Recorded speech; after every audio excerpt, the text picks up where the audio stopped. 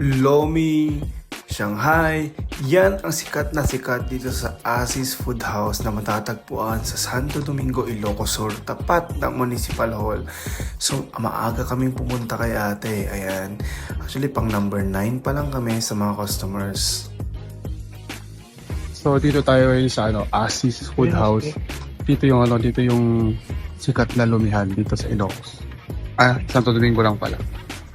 Kasi sa tagal ko ba naman nawala sa Ilocos, hindi ko na alam kung sino yung pinakasikat. At marami na rin nagsaserve ng Lomi sa Ildefonso at saka sa district of course. Ayan, sinaserve na ni ate ang aming mga orders.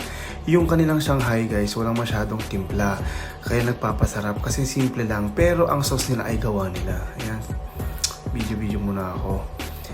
Sa halagang 150 pesos, meron ka ng malaking Lomi na ganito. At the same time, may 1 litrong Coke ka na or kahit anong soft drink.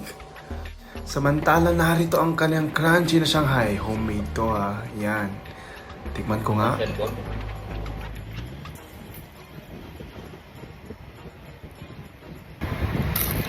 Grabe sa pagka-crunchy at ang masarap yung sauce ay gawa nila mismo.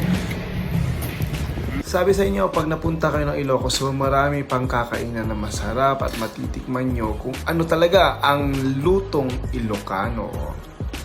Lakit biyahe kayon, umay kayon. This is not a sponsored endorsement. This is simply my personal way of highlighting my favorite destinations in Ilocos and supporting tourism through simple means.